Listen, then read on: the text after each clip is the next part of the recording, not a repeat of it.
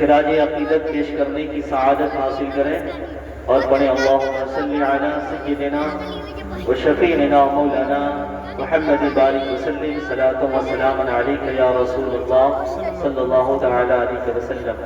علی جناب حاتم علی ان کے دروازے پر عقیقہ مسنونہ کی مناسبت سے محفل میلاد پاک کا انعقاد کیا گیا ہے۔ عقیقہ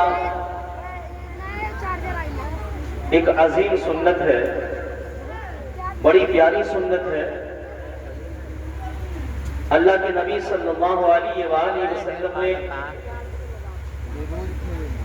خود اس عمل کو انجام دیا ہے۔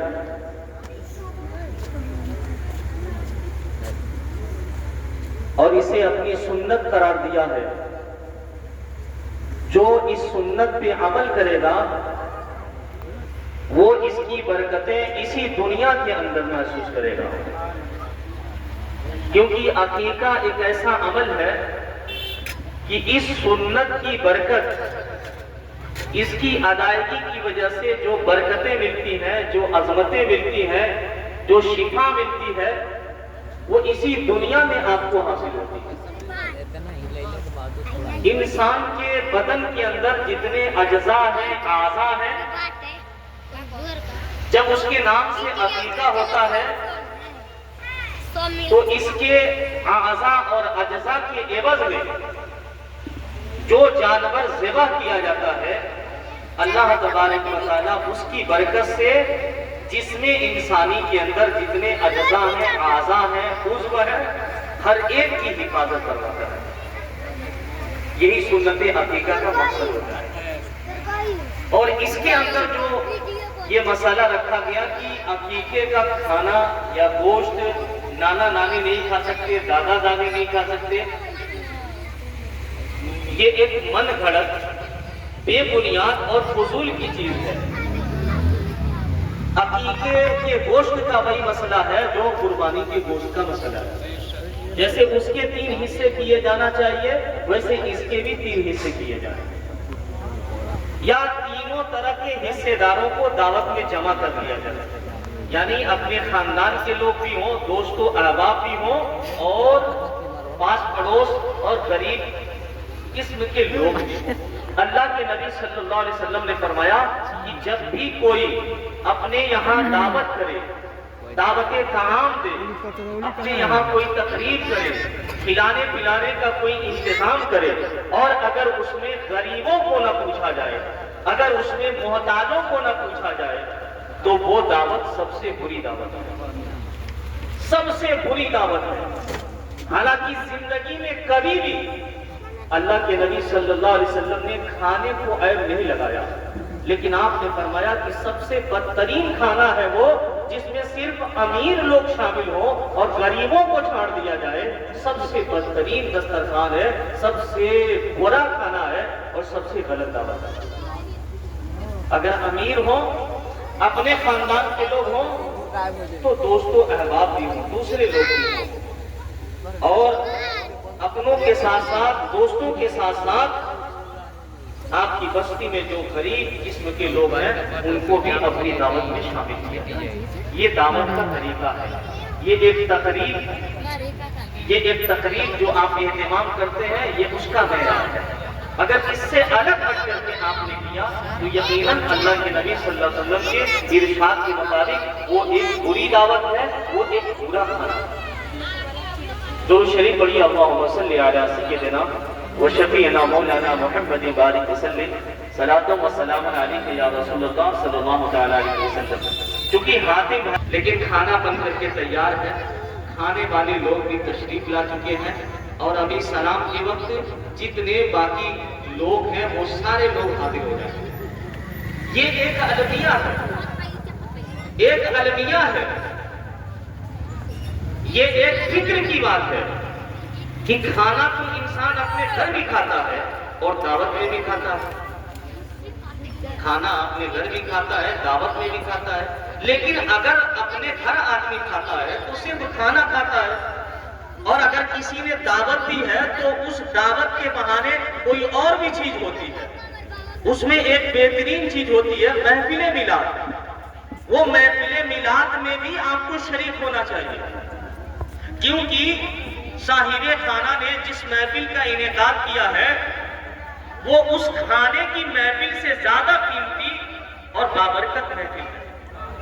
کھانا تو آپ اپنے گھر بھی کھا لیں گے اور روزانہ ہم اپنے اپنے گھروں پہ کھانا کھاتے ہیں، لیکن میلاد کی محفل جو سجائی گئی ہے، اللہ کے نبی صلی اللہ علیہ وسلم نے فرمایا کہ یہ ذکر کی محفل ہے، یہ میلاد کی محفل ہے، یہ نور کی محفل ہے، یہ عظمت والی محفل ہے، یہ برکت والی محفل ہے۔ جو اس محفل میں بیٹھے گا، میں فرشتوں کو گواہ بنا کر کے کہتا ہوں کہ میں نے ان تمام کی بخشش اور ان کی مغفرت کرا۔ تو فرشتے کہیں گے کہ میرے مولا کچھ لوگ ایسے ہی آ کر کے محفل میں بیٹھ گئے تھے، تو اللہ فرمائے گا اے میرے فرشتوں لا یسقا جلیسہم، اس میلاد کی محفل میں بیٹھنے والے لوگ اگر ان کے ساتھ کوئی اور بھی بیٹھ گیا ہے تو ایسا اس کو بھی پیاسا نہیں بلکہ اپنی رحمت سے سیراب کر دوں گا، اس بیٹھنے والے کی بخشش کر دوں گا، اس کی بھی مغفرت کا اعلان کر دوں گا۔ تو یہ کوئی ویسی غیر معمولی محفل نہیں ہوتی ہے۔ کسی شاعر نے کیا خوب کہا کہ سلام پڑھنے کی سزاوار ہے محفل، ہاں جنت دلانے کی مددگار ہے۔ اگر یہاں بیٹھنا اللہ قبول کر لے، اگر اسی عمل کو قبول کر لے تو اللہ ہمیں جنت کا مستحق بنا دے گا۔ صرف نماز پڑھنے سے، روزہ رکھنے سے، عبادت کرنے سے، حج کرنے سے، بڑی بڑی نیکیاں انجام دینے سے جنت نہیں ملتی ہے، بلکہ اللہ کی خفیہ تدبیر یہ ہے کہ بندے کی کوئی بھی چھوٹی سی نیکی، ہو سکتا ہے بڑی نیکی قبول نہ کرے، معمولی سی نیکی قبول کر لے اور اسی معمولی نیکی کی بدولت اللہ آپ کو جنت کا حقدار بنا دے۔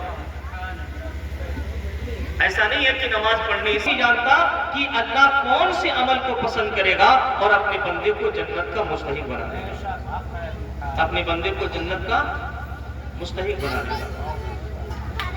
حضرات گرامی، ایک شخص تھا، وہ چوری کر رہا تھا۔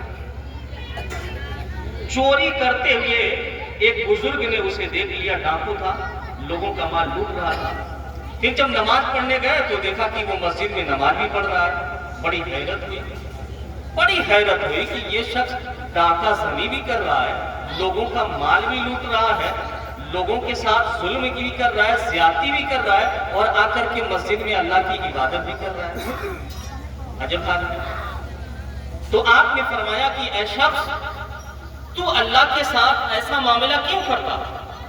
کیا تو یہ سمجھتا ہے کہ نماز پڑھنے کی وجہ سے تم نے جو غلطی کی ہے، تم نے جو ظلم کیا ہے، اللہ تعالیٰ معاف کر دے گا؟ تو اس چور نے کہا، اس ڈاکو نے کہا کہ حضور، ہرگز میرا مقصد وہ نہیں ہے، بلکہ میں نماز اس لیے پڑھ رہا ہوں کہ میں صبح سے لے کے شام تک تو اللہ کی نافرمانی کر رہا ہوں، کم سے کم نماز پڑھ کر کے میں ایک راستہ تو بنا لوں جو میرے اور میرے رب کے درمیان جاری رہے، ایک تعلق، ایک رشتہ، ایک راستہ میں بنا رہا ہوں۔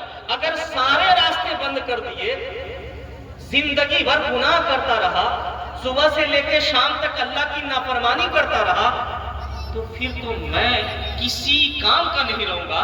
میں صبح سے لے کے شام تک غلط کام کرتا ہوں، اللہ کی نافرمانی کرتا ہوں، لیکن اللہ کی بندگی کر لیتا ہوں، نماز کی ادائیگی کر لیتا ہوں، تاکہ یہ ایک راستہ اللہ سے اور ہمارے درمیان جاری رہے، یہ رشتہ، یہ تعلق باقی رہے، تاکہ اللہ تعالیٰ کی رحمت سے میں نا امید نہ ہوں۔ پھر کچھ دنوں کے بعد حج کا موسم آیا، وہ بزرگ حج کرنے کے لیے چلے گئے، اور جب حج کرنے پہنچے اور جب آپ طواف کر رہے تھے تو دیکھا کہ خانہ کعبہ کی جالیوں کو پکڑ کے ایک شخص ندامت کے آنسو بہا رہا ہے، رو رہا ہے، گڑ گڑا رہا ہے، منت و سماجت کر رہا ہے اور اپنے رب عز و جل کی بارگاہ میں فریاد کر رہا ہے، ایسے طریقے سے فریاد کر رہا ہے، ایسی گریہ بازاری کر رہا ہے، تو اس بزرگ نے فرمایا کہ میں نے سوچا کہ میرے دل میں خیال آیا کہ میں دیکھوں کہ یہ بندہ کون سا ہے، یہ کون سا بندہ ہے جو اللہ کی بارگاہ میں، اللہ کی جناب میں، اللہ کے اس گھر میں اس کی جالیوں کو پکڑ کر کے اتنی درد کے ساتھ، اتنے کرم کے ساتھ اللہ کو پکار رہا ہے۔ جب میں اس کے قریب گیا اور اس کے چہرے کو دیکھا تو میں نے دیکھا کہ یہ تو وہی بندہ ہے جو بغداد کی سرزمین پہ ڈاکہ ڈالتے ہوئے، چوری کرتے ہوئے میں نے میری آنکھوں، یہ تو وہی انسان ہے، یہ تو وہی انسان ہے۔ جب اس کی دعائیں ختم ہو گئی اور جب میری ملاقات اس سے ہوئی تو اس نے کہا دیکھیں حضور، دیکھیں وہ ایک رشتہ جو میں نے باقی رکھا تھا، وہ جو ایک راستہ میں نے چھوڑا تھا، اسی راستے کی برکت سے، اسی رشتے کی وجہ سے، اسی نماز کی برکت سے اللہ نے آج میرے سارے گناہوں سے مجھ کو آزاد کر دیا۔ میں نے سارے غلط کام چھوڑ کر کے اللہ کی عبادت میں، اللہ کی بندگی میں، اور مجھے یہ شرف ملا کہ میں خانہ کعبہ کی زیارت کر رہا ہوں، کیونکہ یہ نصیب ہر کسی کو نہیں ملتا، یہ نصیب ہر کسی کو نہیں ملتا، یہ سعادت ہر کسی کو نہیں ملتی، یہ موقع ہر کسی کو نہیں ملتا۔ لاکھوں کروڑوں ایمان والے اس دنیا میں آئے اور دنیا سے چلے گئے، لاکھوں کروڑوں روپے پیسے رکھنے والے، کروڑوں کے مالک لوگ اس دنیا میں آئے اور چلے گئے، لیکن جو نصیب والا تھا، جو مقدر والا تھا، وہ حرمین طیبین کی حاضری کی سعادت سے مالا مال ہوا، اس کے مقدر کا ستارہ چمک اٹھا اور وہ حاضر ہوا اس دربار میں، اس بارگاہ میں۔ خدا کی قسم، جب اس بارگاہ ناز میں ایک بندے مومن حاضر ہوتا ہے تو اس کی کیفیت کیا ہوتی ہے؟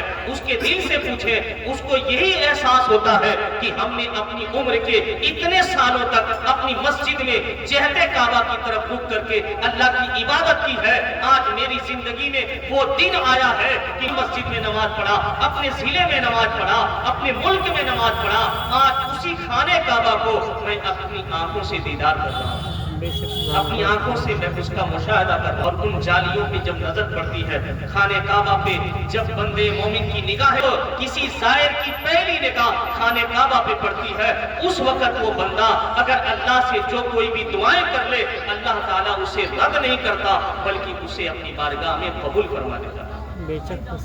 درود شریف پڑھیں، اللہم صلی علی سیدنا و شفیعنا مولانا محمد وبارک وسلم، صلاۃ و سلام علیک یا سیدی یا حبیبی یا رسول اللہ صلی اللہ تعالی علیہ وسلم۔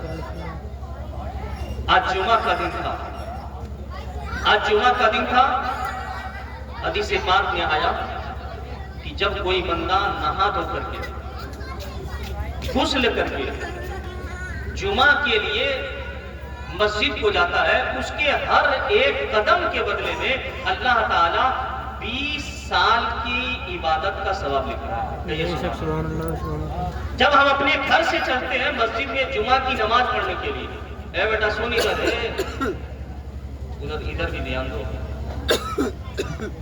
جب ہم میں سے کوئی غسل کر کے پاکیزہ لباس زیبتن کر کے اپنی مسجد کو جاتا ہے، جب وہ اپنے گھر سے ارادہ کر کے نکلتا ہے تو اس کے نکلنے والے ہر قدم کے عوض میں، اس کے چلنے والے ہر قدم کے بدلے میں اللہ تبارک و تعالیٰ 20 سال کی عبادت کا ثواب لکھتا ہے۔ سبحان اللہ۔ آپ اندازہ کریں، جو جمعہ کے دن 80 مرتبہ نبی پاک علیہ السلام کی بارگاہ میں درود و سلام پیش کرتا ہے، اللہ تبارک و تعالیٰ اس کے 80 سال کے گناہوں کو معاف کر دیتا ہے۔ اور یہ تو یہ ہے کہ نماز پڑھتے ہیں، فرض نماز 2 رکعت، اور سیدھے مسجد سے اپنے گھر کی طرف، چوراہے کی طرف بھاگتے ہیں، ایسا لگتا ہے کہ دیوریا سینٹرل جیل سے ہمیں آزادی کا پروانہ ملا ہے، چھٹکارا ملا ہے۔ ایسی خوشی میں، ایسی تیزی میں ہم مسجد سے نکلتے ہیں۔ جمعہ کے دن صرف 2 رکعت نماز فرض نہیں ہے پیارے، اس سے پہلے سنت بھی ہے، اور پھر 2 رکعت نماز پڑھنے کے بعد بھی 4 رکعت سنت ہے، پھر 2 رکعت سنت ہے، پھر 2 رکعت نفل ہے۔ ان تمام کی ادائیگی کر کے ہم مسجد سے باہر نکلے، لیکن ایسا نہیں ہوتا۔ کم سے کم جمعہ کی نماز پڑھنے جاتے ہیں تو جمعہ کو تو مکمل پڑھیے. جس دن آپ کو سمجھ میں آئے کہ جمعہ کا دن ہے، محسوس ہو جائے، اس دن آپ سب سے پہلے فجر کی نماز پڑھیے. فجر کی نماز سے جمعے کے دن کا استقبال کیجیے. فجر کی نماز، اس کی سنتوں کے بارے میں اللہ کے نبی صلی اللہ علیہ وسلم نے فرمایا کہ فجر کی جو 2 رکعت سنت ہے وہ اس دنیا سے اور دنیا اور آسمان، زمین اور آسمان کے بیچ میں، دنیا و ما فیہا، زمین اور آسمان اور ان کے بیچ میں جتنی بھی چیزیں ہیں ان تمام چیزوں سے بہتر ہے فجر کی 2 رکعت نماز. فجر کی 2 رکعت نماز، وہ بھی فرض نہیں، سنت. اگر سنت کی عظمت کا یہ عالم، فرض کی عظمت کا عالم کیا ہوگا؟ اللہ کے نبی علیہ السلام فرماتے ہیں کہ 2 رکعت نماز فجر کی سنت دنیا و ما فیہا سے افضل ہے، دنیا و ما فیہا سے قیمتی ہے، دنیا و ما فیہا سے بہتر ہے.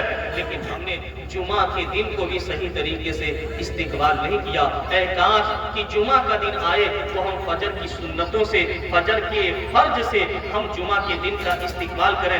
کیونکہ جب جمعہ کا دن آتا ہے اس کی عظمت دوبالا ہو جاتی ہے، اس دن کا رتبہ بڑھ جاتا ہے. حدیث پاک میں اسے عید کا دن قرار دیا گیا ہے. اور اللہ قرآن میں فرماتا ہے اذا نودی للصلاۃ من یوم الجمعہ فاسعوا الی ذکر اللہ، کہ جب جمعہ کے دن تمہارے کانوں میں آواز پہنچ جائے، جب جمعہ کے دن تمہارے کانوں میں اللہ کے گھر کی طرف سے منادی آواز پہنچا دے، فاسعوا الی ذکر اللہ، تو نہانے مت جاؤ، فوراً دوڑ کر کے اللہ کے ذکر کی طرف، اللہ کے بارگاہ کی طرف دوڑ کر کے جاؤ اور جا کر کے اللہ کی بارگاہ میں حاضر ہو جاؤ.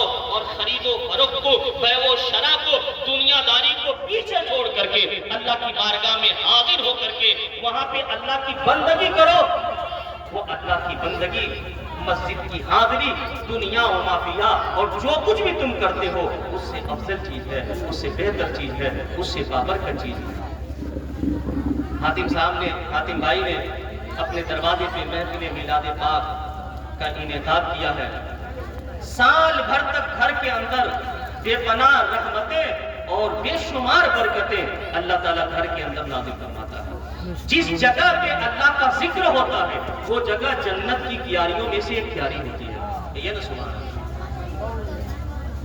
جس جگہ پہ اللہ کا ذکر ہوتا ہے، اللہ کی باتیں ہوتی ہیں، اللہ کا نام لیا جاتا ہے، لوگ اکٹھا ہو کر کے اپنے رب کو، اپنے پروردگار کو یاد کرتے ہیں، اس کی پاکی بیان کرتے ہیں، اس کی بڑائی بولتے ہیں، سبحان اللہ کہتے ہیں، الحمدللہ کہتے ہیں، ماشاء اللہ کہتے ہیں. جہاں بندے اکٹھا ہو جائیں اور اللہ کا ذکر کریں، اپنے رب کو یاد کریں، وہ جگہ جنت کی کیاریوں میں سے ایک کیاری ہے. وہ جگہ جنت کی کیاریوں میں سے ایک کیاری ہے. میرے آقا فرماتے ہیں کہ میرے صحابہ جب آپ جنت کی کیاریوں میں سے گزرو تو اس میں سے کچھ شر لیا کرو. یعنی جہاں چند میرے بندے اکٹھا ہو کے میری بات کر رہے ہو، میرا ذکر کر رہے ہو، اگر تم وہاں سے گزرنا تو یہ مت دیکھنا کہ صاحب خانہ نے تمہیں دعوت دیا ہے یا دعوت نہیں دیا ہے، صاحب خانہ نے تجھے بلایا ہے یا نہیں بلایا ہے. اگر وہاں سے تمہارا گزر ہو تو وہاں پہ رک جاؤ، ٹھہر جاؤ، اس محفل میں حاضر ہو کر کے جنت کی کیاریوں میں بیٹھنے کا اعزاز حاصل کرو. دعوت نہیں دیا ہے کھانا مت کھاؤ، دعوت نہیں دیا ہے کھانا مت کھاؤ، لیکن میلاد کی محفل، ذکر کی محفل کسی کے باپ کی محفل نہیں ہوتی ہے، کسی کے گھر کی محفل نہیں ہوتی ہے، یہ دین کی محفل ہے. یہاں کوئی بلائے یا نہ بلائے، دعوت ملے یا نہ ملے، میرے آقا کا ارشاد ہے اذا مررتم بریاض الجنہ فارتعوا، جب تم جنت کی کیاریوں سے گزرو تو ٹھہر جاؤ، رک جاؤ، وہاں جا کر کے حاضر ہو جاؤ، اور جو کچھ وہاں اللہ کی رحمتیں برس رہی ہے اسے تم حاصل کر لینا، پھر چلے جاؤ. جب جنت کی کیاریوں سے گزرو تو اس میں سے کچھ شر لیا کرو، رک جاؤ، ٹھہر جاؤ. یہ محفل کے آداب میں سے ہے. ہم میں سے اکثر لوگ یہ سوچتے ہیں کہ فلاں نے تو ہم کو دعوت نہیں دی ہے، ہم کو نہیں بلایا ہے، تو ہم کیوں کر جائیں. ہاں، دعوت کھانے پہ نہیں بلایا ہے. بغیر دعوت کے کھانا کھانا آگ کھانے کے برابر ہے. بیٹھ کر کے نام اعمال کی نیکیوں کا ذخیرہ اکٹھا کرنا یہ اللہ کے نبی صلی اللہ علیہ وسلم کا ایک خاص ہے کہ جب تم جنت کی کیاریوں سے گزرو تو اس میں سے کچھ شر لیا کرو. انہی چند باتوں کے ساتھ ہم اپنی گفتگو ختم کرتے ہیں. امید اس پر کہ اللہ تعالیٰ ہم کو اور آپ کو سب کو ان باتوں پہ عمل کرنے کی توفیق عطا فرمائے. وما علینا الا البلاغ. السلام علیکم ورحمۃ اللہ وبرکاتہ.